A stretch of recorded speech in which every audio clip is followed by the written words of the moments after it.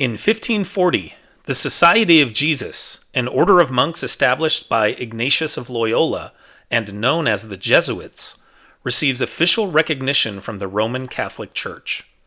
The group carries out missionary, humanitarian, and educational efforts around the world, and many Catholic schools in North America today are still run by the Jesuits. Up next is the answer to yesterday's quiz. In 1779, during the American Revolution, the Continental Congress appoints its former president, future Chief Justice John Jay, as U.S. Minister to Spain, serving until 1782 before joining Benjamin Franklin in Paris to negotiate the treaty with Britain that ends the war. Although Spain refuses to recognize American independence until 1783, Jay is able to secure some financial support from Spain through a $170,000 loan.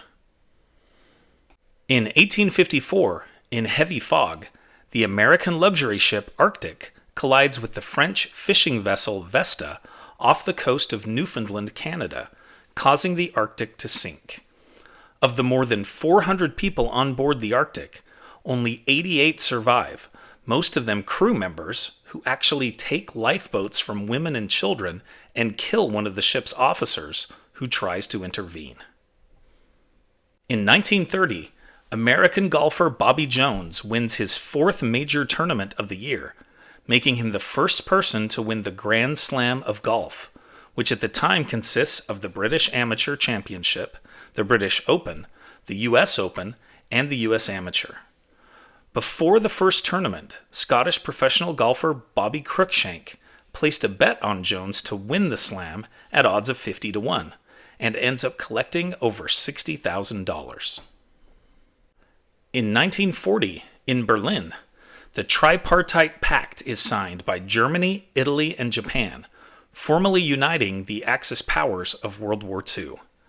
One of its main goals is to prevent the United States from entering the conflict, but it also requires each country to provide military, political, and economic assistance if one of them is attacked by the U.S. or any other nation not yet involved.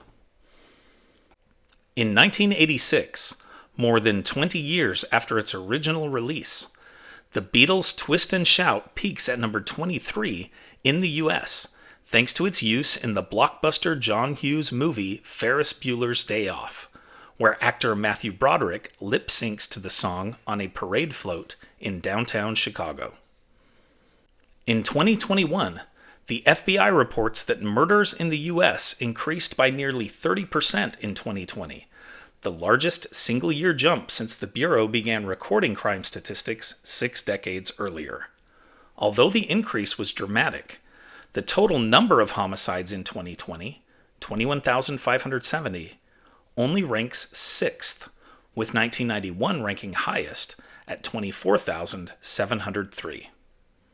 And now, it's time for our Today in History quiz. Which former U.S. president was the first to get a presidential library? William McKinley, Woodrow Wilson, Franklin D. Roosevelt, or Dwight D. Eisenhower? Think you know the answer? Drop your guesses in the comments below. Find out if you're right tomorrow on Today in History.